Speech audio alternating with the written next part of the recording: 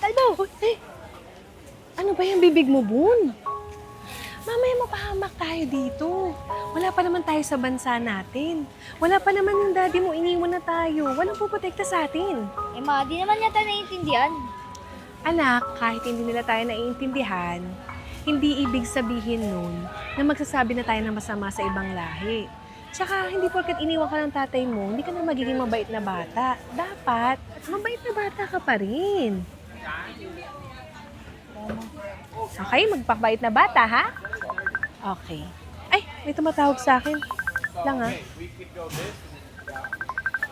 Hello, Mare? Oh, Mare, kamusta ka na?